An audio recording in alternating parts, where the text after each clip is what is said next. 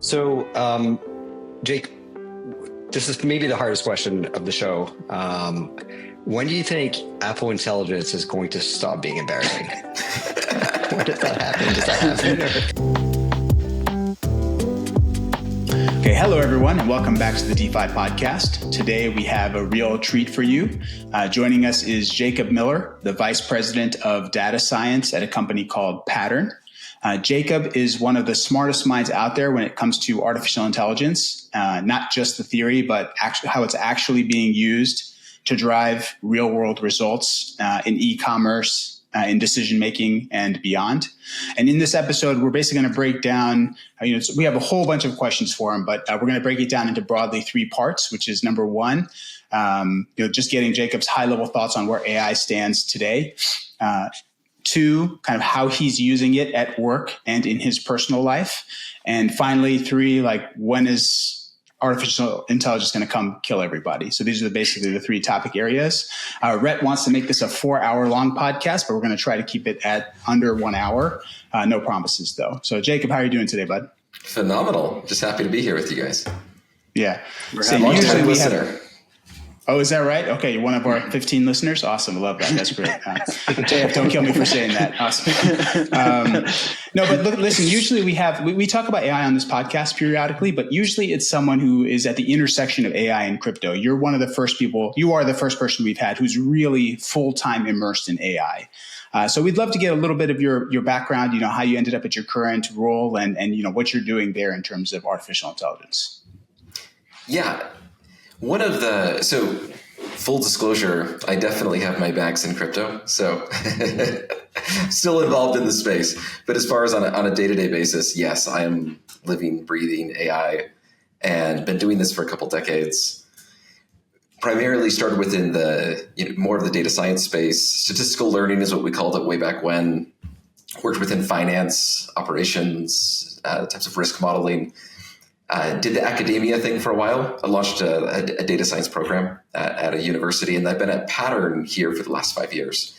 And at Pattern, it's a really interesting business. Not many people know what Pattern does. Pattern probably does over the last year, probably done a little over $2 billion in revenue. So it's like a decent sized company. Most people wouldn't have heard of it because what Pattern does is just plug into brands and just optimize the bejoodles out of all of the pain points of e-commerce, of which there are 1 million in the United States. So imagine you're trying to sell like Amazon in the United States, and there's your website, and you're trying to sell on Tmall in China. It's just like a zoo to manage all of this.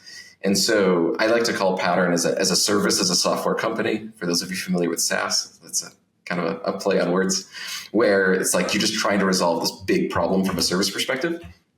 And so the challenge that we run into on a day-to-day basis, what my teams do across the data science, AI, and my AI ops teams is look at all of these challenges and how can we streamline, enhance, and automate all of this through the use of data science and AI. And so we're using LLMs, generative AI, all of the tools available, and trying to stamp out and squeeze the efficiency out of all of these problems. So I'm more on the practitioner side. We're not training LLMs from scratch. We're not on, not working for Anthropic or something like that. So my side's a slightly different perspective of the application layer of what's working and not working on a day-to-day basis. Got it. Okay. So just for my so the way this works, Jacob, is usually I ask the left curve question, and then we move down the curve to JF, and then we get to the difficult questions from Rhett. So that's how it's going to work. Okay. So first, the left curve question. So basically, are you taking models like ChatGPT, commercially, consumer available AI, models, and basically using them to optimize business? Is that kind of what you're doing? Or because you said you're not developing your own AI models, right? So what exactly are you guys using to provide this insight? Right. So you have all of these models from the providers, from the major providers. You've got Grok from XAI, you've got Gemini from Google, you have Claude from Anthropic, and OpenAI's models as well. And so from these models, how do you construct, leverage these models in order to streamline and automate these processes that otherwise would take humans hundreds or thousands or tens of thousands of hours? So it's leveraging that and also coupling it with more traditional data science techniques, whether it's forecasting or you had your conversation with CrunchDAO a few weeks ago. Really good episode. Really liked it. my team's familiar with CrunchDAO, so that was a fun conversation we got to have after your guys' discussion. But we want to couple kind of the traditional data science AI end of the spectrum with the new generative AI end of the spectrum, and just basically attack each one of these problems, solve the problem, create really nice observability, know exactly what's going on, and then move from step to step to step. Understood. Okay. Sorry, Rhett, did you want to say something? Yeah. So that's helpful context. Pattern is a lot bigger than I think a lot of people realize. Like, are you guys not the number one seller on Amazon? Maybe I'm wrong. And yeah, so what Pattern is like the representative for brands on these different platforms. And so if you were to look at like who is the biggest seller on Amazon, Pattern is the number one seller on Amazon globally right now. Yeah, so this is not a small company. Curious about a few things. One, I would love to get into a little bit of what of kind of the frontier models. You named like 5 of them just barely. Kind of what are the interesting things you're seeing? What are the ones you guys tend to use, or maybe that's private? What are kind of the kind of recent breakthroughs? What are kind of the things you find more interesting? Yeah, this is a topic I'm super passionate about. So you might need to rein me in if I go the Rhett length of a podcast of 3 hours on this one. So you guys are probably familiar with like public benchmarks where like the different models are going head to head and they score on these different benchmarks to get better and better. Are you guys pretty familiar with that? You've seen that before? A little bit. Some of it posted on X, I think. Yeah. Yeah. So it's like, the Gemini model like is beating on these benchmarks. What's fascinating to me is that as more and more companies like Pattern and many others are actually embedding AI into these processes, and that we have these really strong AI ops layers where we can swap out models at will and know how they're performing. For us, we care less and less about the public benchmarks, and we care a lot more about, hey, there's a new model that came out, swap it. Like this happened with the release of 4.1, just a few days ago. OpenAI announced their new model 4.1. We can swap it out and see how well it performs on our evaluation metrics. Is it like 3% better? Is it 4% better? 1% better? And we can evaluate that for ourselves for our own benchmarks. So the public benchmarks are really fascinating and interesting, but for us, knowing and using this at scale and having our own personal benchmarks, it's super interesting. So different models just have different strengths. And that's what I've really enjoyed seeing over the last maybe 4 or 5 months, is us establishing our own opinions of like, okay, so Gemini is really strong in certain types of areas, and OpenAI's models are really good in others. And there's the mini models, right? So for a lot of what we want to do, we want to churn through 20 million inputs or 30 million or 100 million. And we're going to use these smaller models that are more cost efficient. So of the smaller models, who's stronger, like the smaller Claude model or the stronger OpenAI model? So I think what's going to happen is that there's these public benchmarks, but over time, companies are going to be sitting on their own private benchmarks, kind of like us, and know which models work in which scenarios. And I know we'll talk a little bit about personal use later on, but one example I think that highlights this really well is that OpenAI came out with ChatGPT 4.5 a few months ago. And maybe you saw that announcement, or maybe you've used it. Everybody in the market just absolutely just like crapped on them. Like, this is garbage. I can't believe you would release this model. But ChatGPT 4.5, like, alarmingly, is one of the best like editors of, if you're working and you're writing something, you want it to sound really good and natural and make it sound like you. ChatGPT 4.5 is basically like unbeatable compared to any other models. Is that the research focused one? I forget because when you load up ChatGPT right now as a paying user, it doesn't default to 4.5, right? No, it does not. It is very expensive. In fact, OpenAI announced a few days ago that they're going to deprecate the API layer because it's just so expensive for them. It's a huge model. It's super expensive. It's not better than the other models, but it's amazingly well at writing and like capturing your style and your voice and your feel.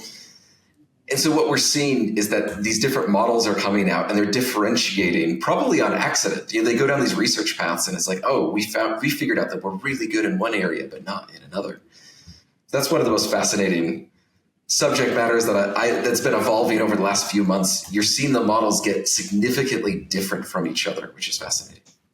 Okay, so you're writing a book right now, which is not to break news here, but text data governance. I don't know if that's the title or the topic, probably both. But so I'm guessing you're using 4.5 in your editing process there. Yeah, so it's heavily involved there. So the book right now, the working title is Applied Intelligence. It's essentially when you're working on this at a day-to-day level, if you abstract the technology away, how do you solve these problems even as the technology changes? So we've encountered so many different challenging problems, and like, how do you frame it? How do you think about the problem? How do you solve it? And stepping through all the parts of an AI opportunity, from the output to the data, the observability layer, the enablement layer, and the modeling. Each one of these 5 components are a big part of the problem solving elements of AI. And so for me, using ChatGPT 4.5, what I can do is write like a 3-page, super detailed outline of everything I want to communicate. And then it turns it into, say, 5-6 pages of text. And then I'll like fine tune it. And as part of that, though, I give it like 50 pages of like, this is my exact writing style for you to sound exactly like me. And so it's able to mimic that better than any other model. Anyway, it's like rabbit holing a little bit, but it's an example of how each of these models are becoming significantly different from each other. That's also an example of why it's good to write more now. I think it's you and Tyler Cowan that have like convinced me that I need to write more. Tyler mentioned recently that like a book he wrote was basically written for AI and humans are like a side bonus. And you've mentioned some of those too. And it's like, hey, if you have a ton of writing, you can get a AI model to mirror you better. But also, if you're publishing that, then the frontier models are more likely to be more trained on your thoughts. And that's kind of like, if you want to have a voice in the world of AI, you want some of your writing to be the stuff that the AI models are trained on. So that's something that I feel like I need to do more of. Even just like journaling, like if I just journaled more, and so then I have just like pages and pages of my own writing, even if it's about some other topic, it feels like there's a lot more value in that than there used to be. Oh, for sure. So actually, can I just ask a quick one, Jacob, which is the way that you're describing people, utilizing AI like in a very personalized way, or, like companies finding a model that works well for them. To me, if I look out 5 years, then it kind of feels like, okay, then there might be all these models that have been tailored by companies for a specific large use case. But then at the same time, like on the consumer side, it does feel a little bit like there's going to be one winner takes most, kind of like Google search, right? One of them is going to win. Right. So just briefly, I would love to get your thoughts on the consumer side. I'm just trying to use all these, ChatGPT, Gemini, Perplexity, Venice, some other, Grok, of course. But my first impression is essentially the answers from these things are mostly the same, but the user experience of ChatGPT is very slick. So it almost is coming down to not even anything AI related or data related. They all seem interchangeable. It's just comes back down to user experience. Do you agree with that? Do you disagree with that? What do you think about it on the consumer side, which AI might edge the other one out? Yeah, user experience there is critical, but also customer acquisition. So the company that I think is in front, their models, so Google's model Gemini, especially the latest iterations 2.5, very strong model. Very good. There's lots and lots of use cases. We really like it.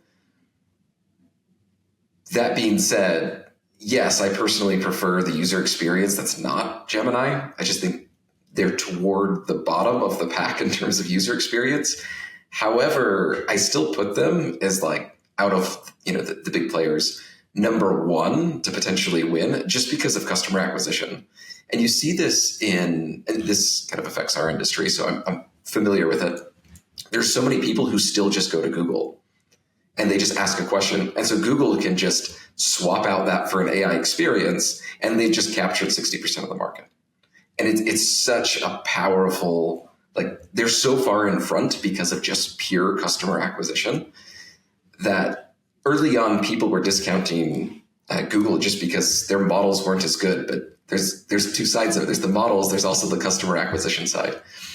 And But Google faces a huge problem there, because what's been shown is that when they're showing AI summaries, their click-through rates for content below drops by more than half. It's like a 60% drop. And so you have all these content creators that were getting traffic from search, and their search traffic, as soon as AI pops up, is dropping by over half, and they're getting clobbered. They're getting killed. It's a huge, which is big within like the e-commerce marketplace. If you were doing traditional web and creating high quality content and not just social media content, you just lost all your users. So who's going to be creating your content, right? If you're Google, it's like, I need people to create high quality content for me to point to, but I'm no longer giving them traffic.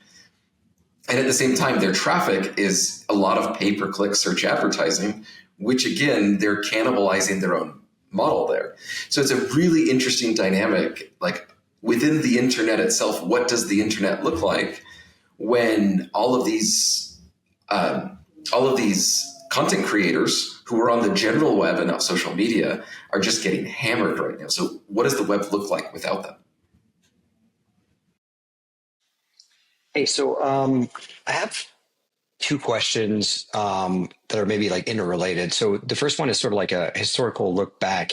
I've been following the space for a while, like from the outside, and it seemed to me like that DeepMind and Google was sort of like ahead of everyone else initially, and have been clearly overtaken. And yes, they're maybe competing, maybe they're going to be good at customer acquisition. I sort of have a question. My second question is touching on that and where the value actually accrues. But I'm just curious, were you surprised to see, like initially, I guess it's like 18 months ago now, like OpenAI take over the space and Google falling behind, or did you see this coming? And yeah, because it was very surprising from the outside. Like I thought there was like a huge advance watching this sort of stuff that they were coming out with, and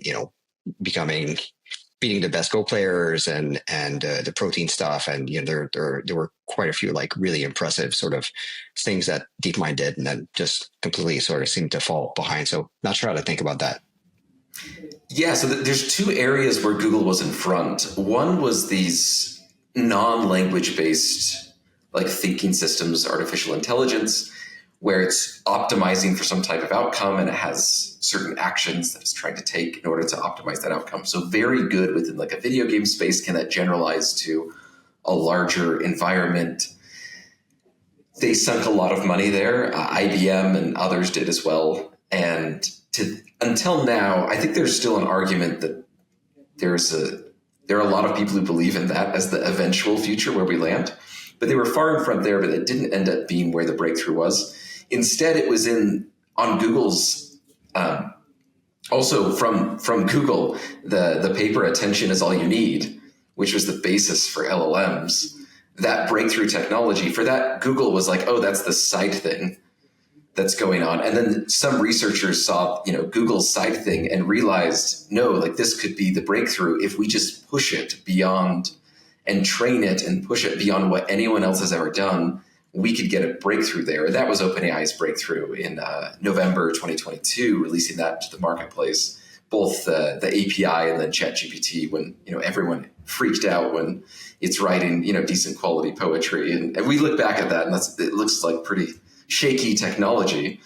But that's really where the divergence was. Google was moving forward in an area that still might prove useful. Like I don't want to say that field is not going to move forward, because I'm actually bullish on certain elements of it. But yeah, they kind of let one of their breakthroughs languish and someone else swooped in and pushed it forward.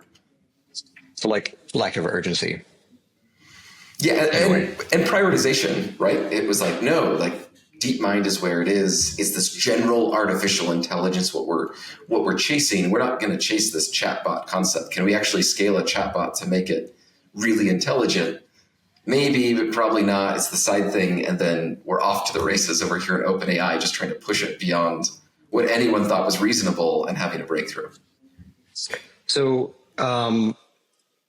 looking forward and looking at things from an investment perspective, when these models came out initially, my first reaction was, like whoever's able to capture this market is obviously going to do extremely well. And then everyone came out with their own models, and then like one model takes over the other model, and then there's sort of like incremental different, it's not like, it's almost marginal differences between the sort of like different innovations. And it sort of looks like it's going to be hard to charge a higher margin or capture a ton of value with one of these models. I might eat these words in the future. We'll see. But like, that's just how it feels like right now. And it feels to me like whoever is able to sort of like deliver wherever the bottleneck is going to win. And the sort of bottlenecks that I see right now that seem really obvious are the building the chips. So NVIDIA and robotics. So tying the LLM with like sort of, I guess it's not even an LLM system necessarily only at that point. It's like a sort of vision processing and LLM and so on. But like merging robotics with AI to be able to sort of like mass manufacture like in-home, assistants that can actually help you in the real world. I think there's going to be probably a big bottleneck there, just because it's going to be hard to just manufacture, I don't know, a human hand correctly. And like, I know the actuators of like Tesla talks about, like, no one makes actuators that you can actually use to build good robots. Like, it just doesn't exist. We have to like do it ourselves. Right. And then like the batteries and so on. So I would think that that's where the value is going to accrue, probably in these sort of like bottlenecks that are not the actual core models. Just curious if you have a thought on that. Yeah. Where do the bottlenecks and differentiation lie? On robotics, I'll just kind of carve that out separately. Robotics are super hard problems that it's not obvious that LLMs will be able to solve the robotics problem in a way that's economically efficient, sufficiently economically efficient that like robotics has its big breakthrough moment. I'm not the expert within that space. I look at it from the outside and I see people with different opinions that it could go either way within the robotics realm. I'm a little bit bullish, but I carve it off separately within the artificial intelligence race, that yes, LLMs can help it with some reasoning capabilities, can help push that forward, but it's not obvious that the economic feasible argument is solved there. And so putting that to the side for a moment, where did the differentiation, or rather, where are the bottlenecks? Where's the value accrual? Where is that going to be? Well, you have 5 companies who are all releasing amazing breakthrough models.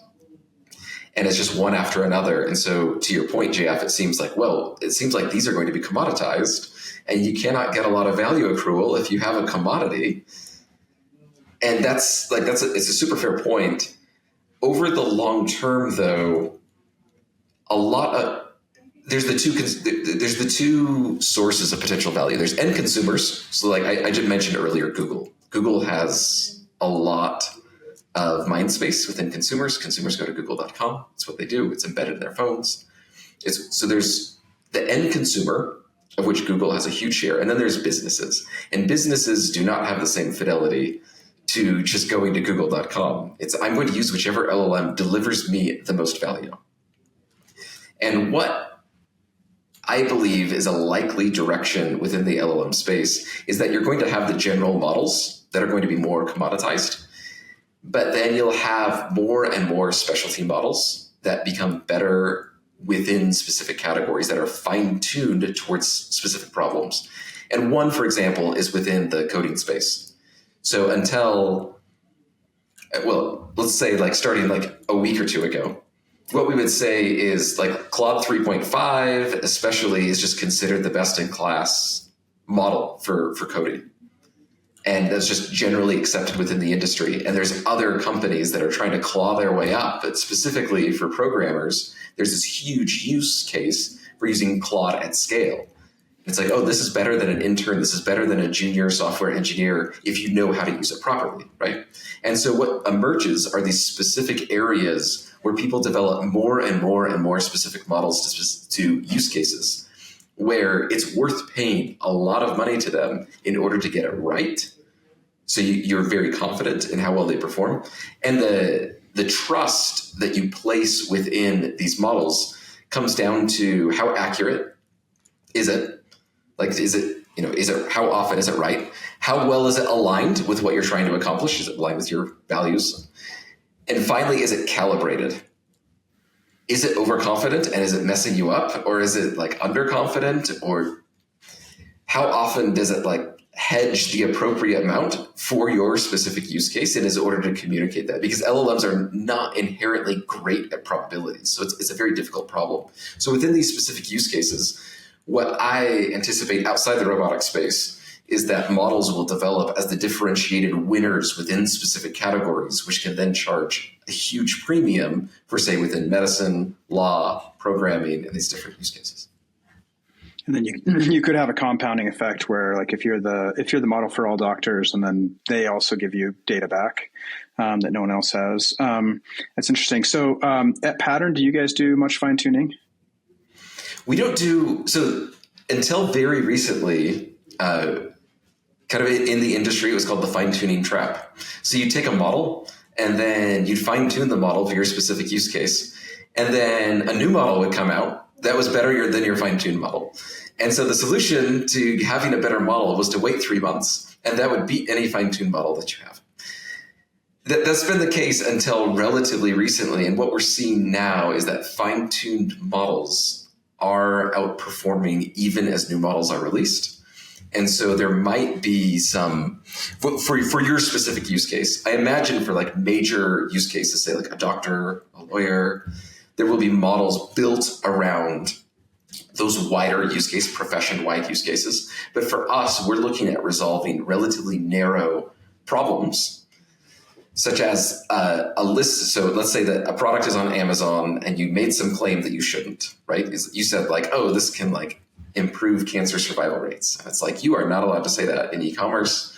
Like, you will be brought down, like your listing will be taken down if that occurs. So how do you create a model that can appropriately like calibrate and remove like offending words and be fine-tuned for that use case? Waiting a few more months looks like is not just beating your previous fine-tuned model. And so it looks like we're starting to cap out a little bit within kind of the general commoditized model space, and the fine-tuned models are starting just now to outperform. Interesting. So you're now finally getting more into it. Yeah, before it was people referred to this as the fine-tuning trap. I remember like 2 years ago, Bloomberg created this entire fine-tuned model for finance. Like answering it's been trained on all these 10Ks and 10Qs and all these finance documents. And then like ChatGPT-4 or like whatever the next version came out and just clobbered their fine-tuned model. And Bloomberg spent like tons of money in this realm to fine-tune this model. It was like, oh, like it was the fine-tuned model trap. And people fell into it over and over and over. And we're finally to the point now where people are looking around being like, is it okay to fine tune now? Or is this not going to be a complete waste of time where if I just wait 3 months, a better model will come out? And what is your view on that question? Are we there, or should we keep fine tuning, or like what stage? So it looks like it's starting to be worth fine tuning for high value specific use cases that are like specific to your use case, to your company, where a more general model won't outperform if you just swap it in with the correct context. So like I think we're finally there. We're starting to see it about 3 months ago. And I think we're finally there where it's like, okay, fine tuning might actually be worth your time.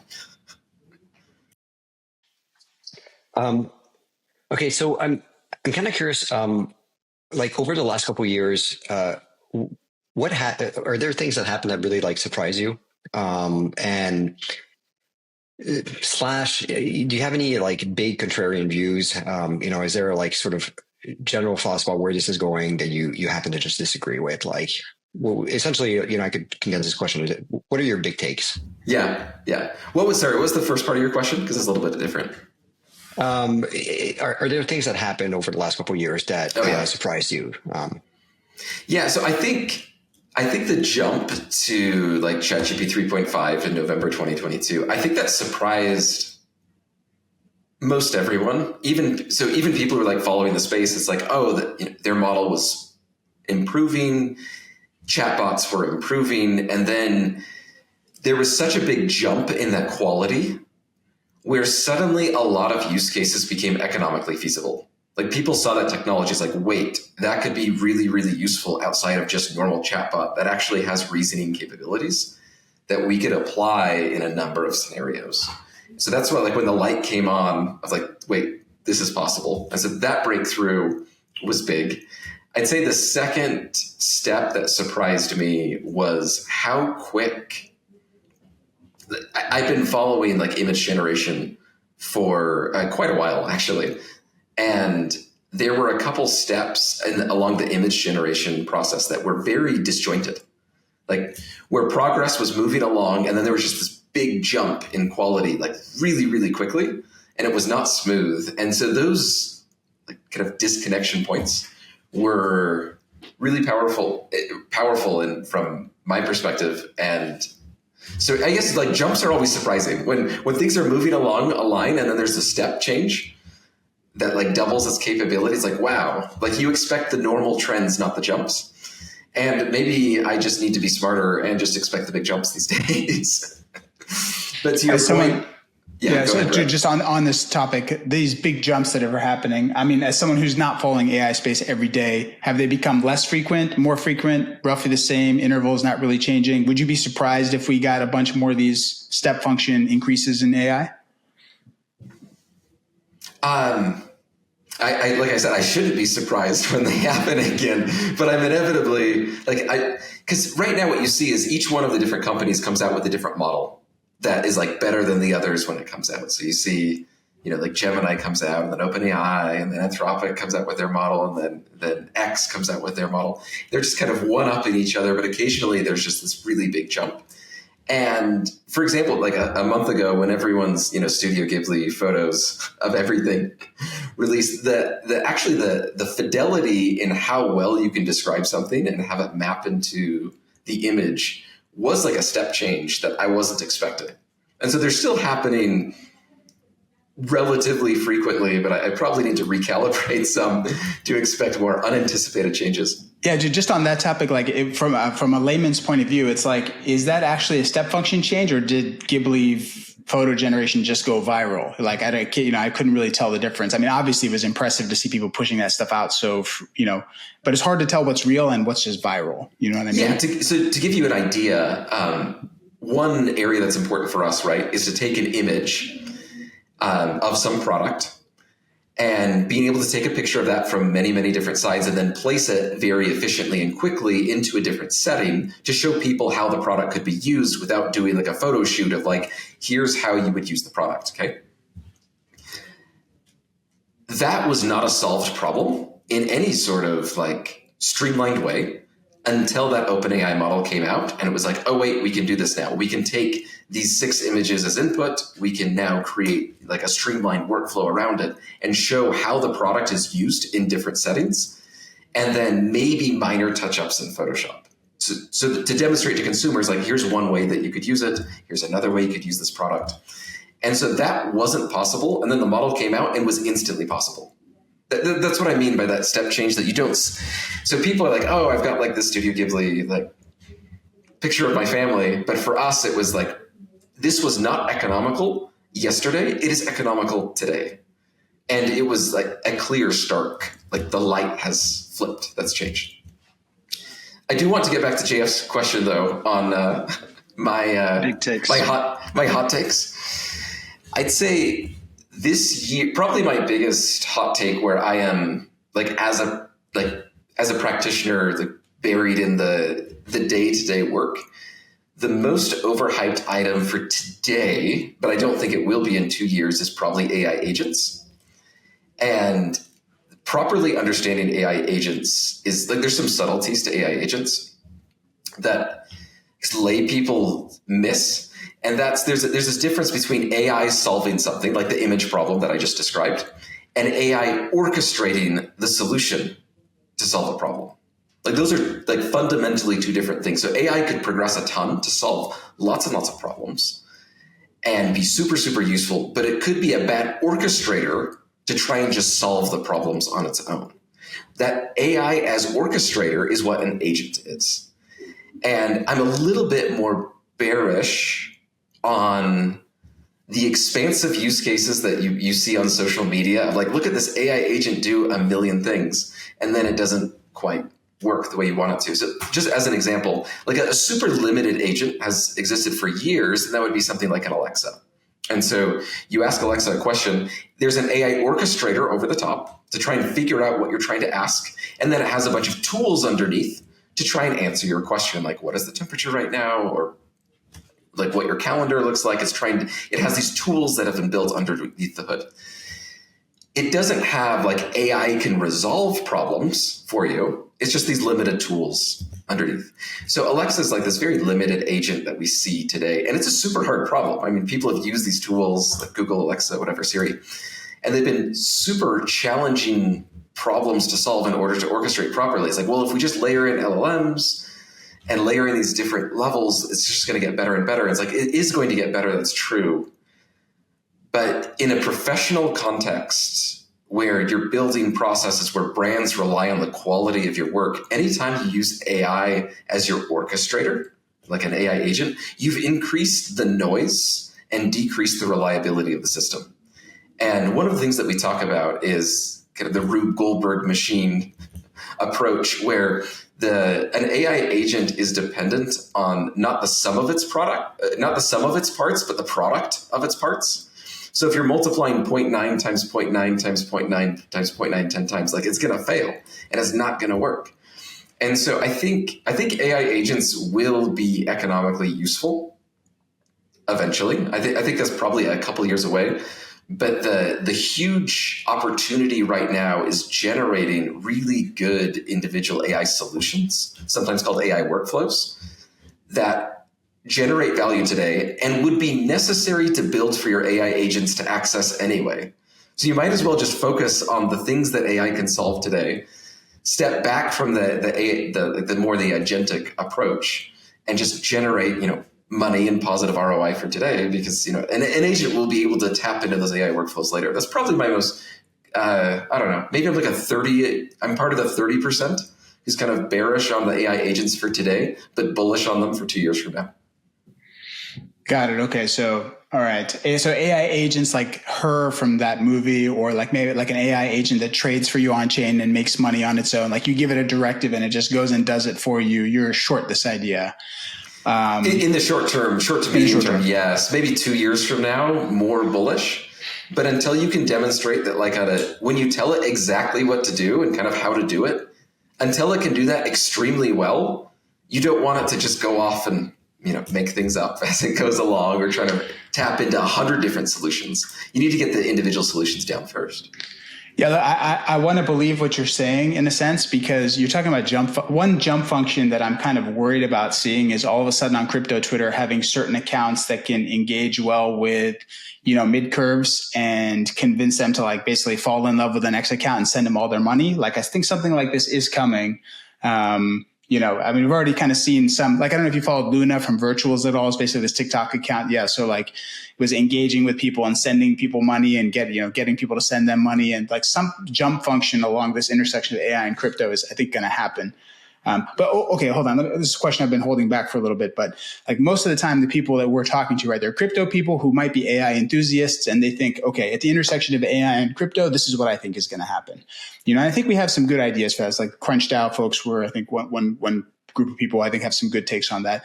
You're a little bit different. You're more AI focused, but you're also knowledgeable about crypto, but the bulk of what you do is AI. When you look at the intersection of AI and crypto, is there anything there that kind of interests you, that you pay attention to, that you like, that you dislike, that you think is nonsense? What do you think? I do like, one area I'm bullish on is as more high quality applications are built on blockchains become a natural place for agents to interact with each other. And it's the natural playground. Because one of the biggest barriers right now is essentially APIs. You build some AI workflow or even some higher level AI agent. It's what is it actually going to interact with? And you'll see these proofs of concept and let me go off on a small side tangent on this that I think is important. You see this, have you seen Operator and Manus, and the AI controls kind of your screen and clicks on stuff and types stuff in? You may have seen that before. I haven't heard those names, but I have seen some where you let AI do stuff on your computer. Yeah. Yeah. So it's like Claude Desktop. There's the other approaches where it just kind of controls your machine. And you look at that and it's like, wait, this entire thing exists because there isn't an API for that website. Like if there was an API for the website, you wouldn't have AI trying to like click around to figure the website out. You would just access the API, read the documentation, and interact with that website, right? Like all of these solutions of like AI controlling the computer and the desktop to make these decisions is created because of the API problem. Well, the nice part about blockchain is that when it's built well, is that it's entirely on the blockchain. And it's generally well documented, and the AI workflows and AI agents can interact with each other. So I think the most important element from the crypto side is actually building useful applications, building good APIs, building or creating really well documented applications that AIs can then interact with. They then show up, and you've created an ecosystem and a community. I think crypto actually is in the front there because you have, billions of dollars being poured into this research to try and get AI to click around websites. But it's like, to what great lengths are we going just to avoid building APIs? This is insane.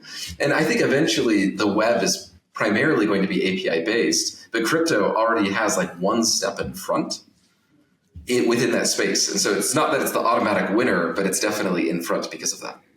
Okay, the way that I've imagined it is you just have a bunch of these like crappy robots like at a computer with a mouse, like clicking around. No, just kidding. With blockchain, the nice thing is they don't even need to interact with the website. They can just directly interface with the smart contracts. So like, oh, there's the smart contracts for Aave, Uniswap, I can swap here, borrow here, do this, flash loan this, and it's all kind of naturally surfaced and accessible to all.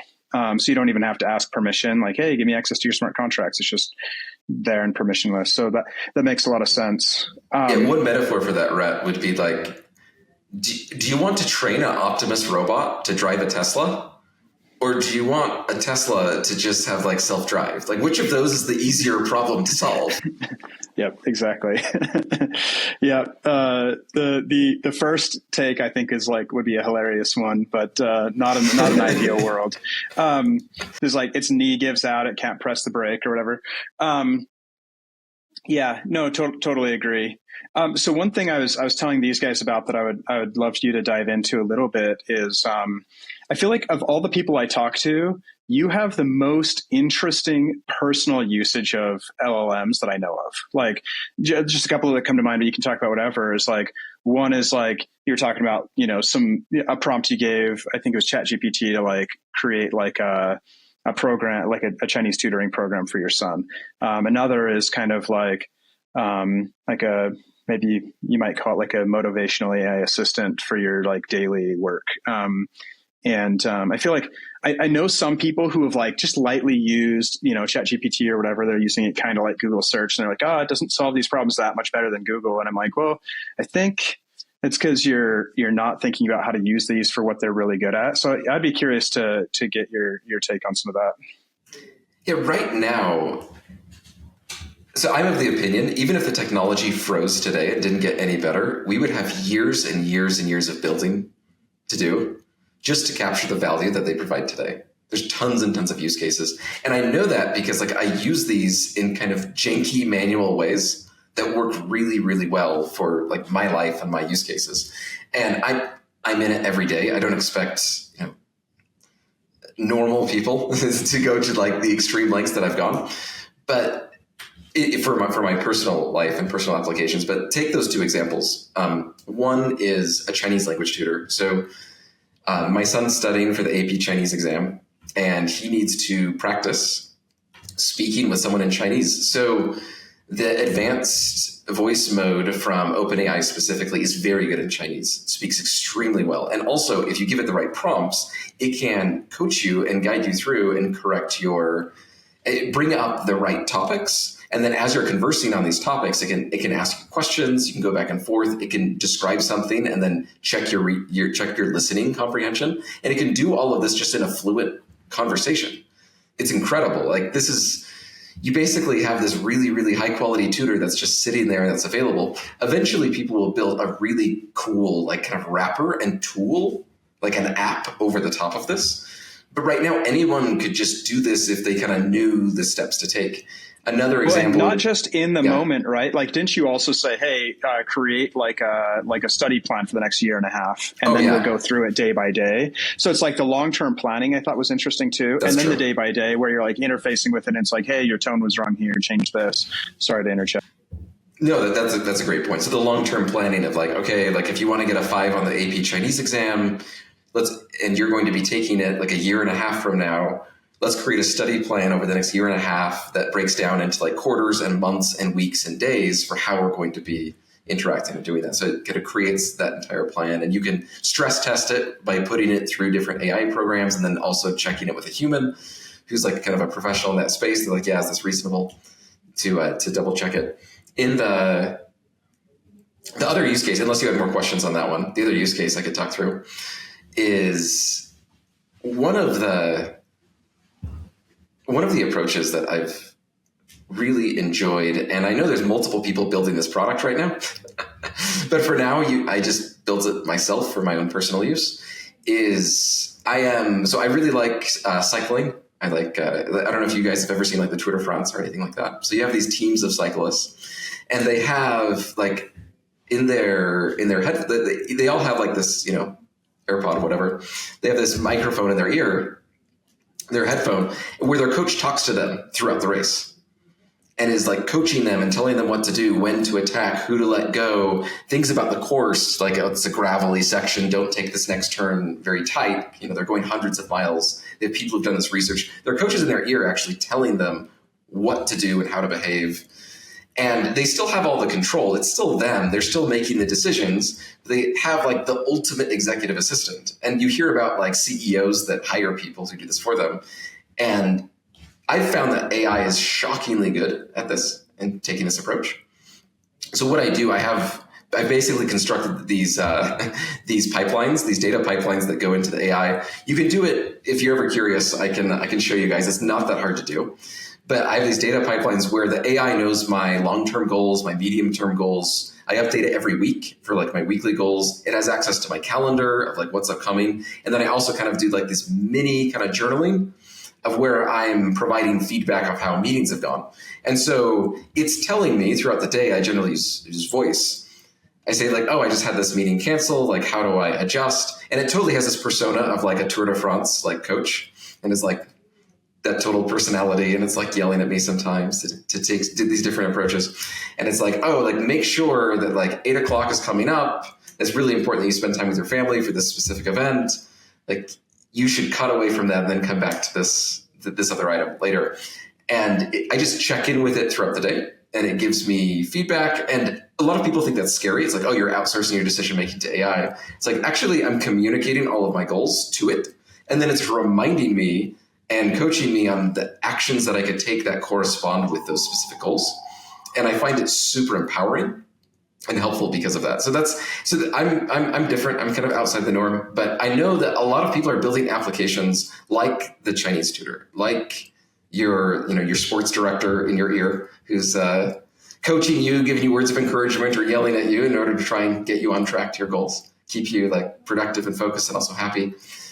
And there are people building all these and many, many, many more applications. And it's like, there's a lot of untapped potential that you will see of products that are released over the next 12 months that are like really groundbreaking and really cool. Yeah, that's really fascinating. What do you mean by set up pipelines here? I mean, are you talking to ChatGPT or are you using something else? Yeah. So for this specific case, I have files that feed into ChatGPT. That's like, here's a document of my long-term goals and my like values and principles. Here's a document that's updated weekly with my weekly goals. Here's my daily schedule. So it's just providing all of that as context, so it knows the full picture of what's going on in my life and what I'm trying to accomplish. And then it can kind of rein me in or say like, hey, the last time you had this meeting, it kind of spun off and got political and nothing got done. Make sure to avoid those topics. And it's actually giving me a heads up of things that are coming up, which is useful for me. Dude, one more small question, because I think I'm going to try this. This is a great idea. Are you doing like a project in ChatGPT that's kind of persistent, and you upload all that to that one project? Is that how you're doing it? Yeah. And so you could do it if you're using ChatGPT, which for me, like I found that to be, you can do it in Google as well, or Claude, basically projects within each one. You can provide documents that are in there, and every document you can just update that document. You could just do this manually and like update with your long-term goals, long-term principles, shorter-term goals, and then like whatever your schedule is in those documents. So you just adjust those documents at like the beginning of the day. If there's any changes that you have, like you can just like drop your schedule in there, for example, and then you're off to the races after that. This one is like the super untapped potential that you're the only person I've heard speak about. By the way, just to not again steal your thunder, but another one you've told me about before that I find so interesting is like there's certain types of therapy that are very formulaic, and the best practitioners of that therapy are the ones who don't stray from the formula. And I know you're telling me like, okay, if you're doing, I don't know if it was CBT or DBT or both, that the AIs are maybe better than the best humans at those forms of therapy. I found that a pretty interesting take. Yeah, I think the specific example I mentioned to you before was a specific technique called motivational interviewing. That's right. Where it's like you're trying to quit smoking or something like that. And it's like motivational interviewing, like as a technique. I'm not a therapist. This is not health advice or any of those things. But I have quite a few friends within that space, is that there's certain techniques like motivational interviewing that are very formulaic, where you're just like kind of hitting, the subject, the patient, kind of with the same questions and kind of reiterating the same questions to really dive into like what's actually motivating you. Do you actually want to make this change? Are you willing to really commit to this change or not? And it's a super structured approach. And it's like, oh, well, like if it's super structured, AI can be really, really, really good at that. Even if it's like reiterating the same points in slightly different ways, it's like, oh, AI is phenomenal at that. So I think there's a lot of regulatory concerns around AI as therapist. And that will be navigated in the coming years. And I'm sure there's a lot of opinions there. But I believe there are specific elements of therapy and a solution similar to those applications where it's relatively formulaic, where AI can pick it up really well. It's interesting you're talking about using. Yeah, there's one project in crypto. It's called Post Fiat, of course. But one of the things it does is it's incorporating AI to basically like you tell the AI, which is like a node that's running a bunch of AI code. You tell it what your goals are, and then you have to periodically report back and say like, are you accomplishing your goals or not? And if you're accomplishing your goals, then it's like, they're promising to give you an airdrop or something like that. So I've seen some of this stuff. But using AI to kind of motivate you or to set your goals and help you achieve those goals, that sounds like really promising and fertile ground for experimentation. I've really enjoyed the experience, so I highly recommend it. But I do recognize that it's kind of strange and very outside the mainstream. Agreed. Yeah, I mean, whatever, it's all good. Crypto AI, all of it's new, and definitely questionable. I mean, if you look at it from 5 years ago, but that's fine. Okay, so we covered, kind of what you've done with AI. We've talked about kind of what you're using AI for, and we covered this a little bit. But in terms of like, will AI come kill us all, like Terminator style? Sounds like unlikely if you're talking about how it's going to be difficult for them to control robots. But just thoughts in like where AI is going to be in 5 years. We're going to look back. What are you kind of expecting or looking forward to, like in the medium to long term with AI? Yeah, so this is an interesting question, because right now, kind of the viral essay within the space is called, or website, it's called AI 2027. Maybe you've heard of it a little bit, but it's more of on the very fast acceleration. Things are just going to get better and better and better, and we're going to hit takeoff essentially. And the U.S. is going to be super pressured to stay in front of the Chinese as they're progressing, and we're going to push this too fast and too far. And that's what's going to occur over the next 2 years. And it's very popular. A lot of people have been discussing it within the space. I think it's interesting. like, I believe LLMs can only go so far because the fundamental intelligence of LLMs isn't. So some people say like, oh, like we don't have general artificial intelligence because they don't do things exactly the way humans do. And I don't think anything's wrong with being very intelligent in ways that humans are not. In fact, I think that's probably the default. When you create this, it's in a different format. And so with LLMs, it's language-based and it's associations with words and context and being able to reason from that token context. And there's different directions of incorporating, video and images in order to enrich that context and make it smarter and make it better. But I do think that there are some inherent limitations, and we're seeing that on the orchestration side. What I talked about earlier, we see this in the limitations of AI agents. They become a little bit unwieldy. They're getting a little bit difficult. And so I'm not on like the fast takeoff, everything's just going to get better and better end of the spectrum. I definitely could be wrong. There's a lot of people who disagree with me, but I'm a little bit bearish on that end of the spectrum. But I am, I guess, bullish, but this is perhaps the wrong word for it, on humans being able to deploy LLMs at a large scale in order to cause a lot of damage. I think that's probably the most concerning approach. So whether it is hacking or drones or scenarios where you're able to just throw a whole bunch of AI at the wall. Because a lot of what we talked about was like, oh, if AI only gets it right some of the time, then that's not a very good use of AI.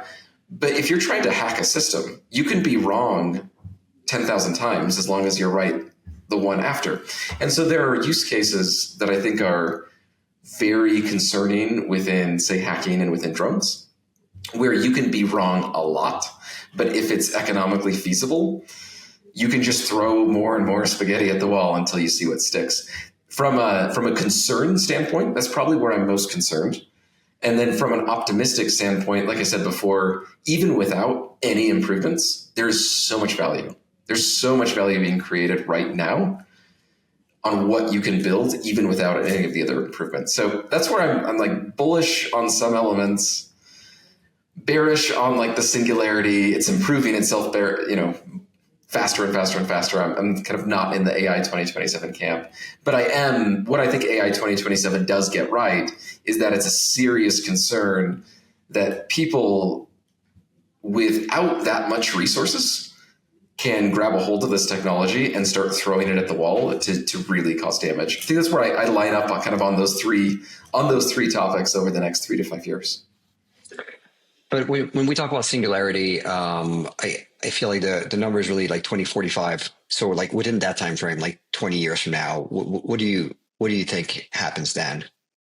I think at that point we'll have alternative forms of general artificial intelligence that might be better at the orchestration layer, that can have the feedback mechanisms, the learning that. So right now LLMs aren't the best at learning over long periods of time. Like you fine tune them, you adjust them, but like as orchestrators, like trying to solve a problem, like the feedback mechanisms that you see in traditional data science are very good at learning. Like, oh, this is a new phenomenon that occurred. Is this a one-off bit of noise, or is this something, or is this the new normal? Data science has been tackling this problem for years, and it's actually pretty good at it. LLMs aren't, at least not yet, and it doesn't seem obvious that they'll be able to solve that problem. And so over the longer term, yes, having other forms of general artificial intelligence that have better feedback mechanisms that work in tandem with this large language model form of artificial intelligence, with those two sides working together, yeah, over the longer term, I could definitely see that occurring. But because that general artificial intelligence that's non-LLM based is definitely a very open area of research right now, with a lot of people working on it, but it's very difficult to pinpoint a timeline. But yeah, I agree with you that we could definitely see that by like a 2045. This is not exactly a question, but do you remember, it was probably 2016 or 17, I bet you that we would have level 5 autonomous driving by like 2020. And you're like, nah, like it's at least 10 years away. I was way off, and you were like spot on. so we all could be wrong, but I feel like you've been pretty well calibrated so far.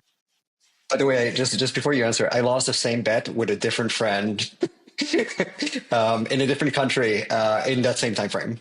Yeah. So were you guys both long Tesla stock or something at the time? Was he even talking about it back then? I was. Yeah. Okay. All right. I may have owned Tesla at the time. I'd have to revisit my stock portfolio, but I was super optimistic, and I kind of thought we were going to have accelerating compounding with autonomous driving at that point, like way faster than we did. And anyway, Jake was like, I feel like you were perfectly calibrated on that prediction, because like your timeline is about the timeline we think we're hitting now at the time. I think that's a really good point that ties into robotics, because when you're dealing with like atoms in the physical world, those problems, the surface area of what can go wrong and the different ways to make it economically feasible, because within software land, it's just ones and zeros that we're trying to optimize. And is it economically feasible to do this much processing or not? We're not thinking logistics, like it's just like data pipelines. They're relatively simple compared to the real worlds of robotics. And I remember that Rhett was like 2020 level 5, and I'm like 2025 is when we're going to have level 5.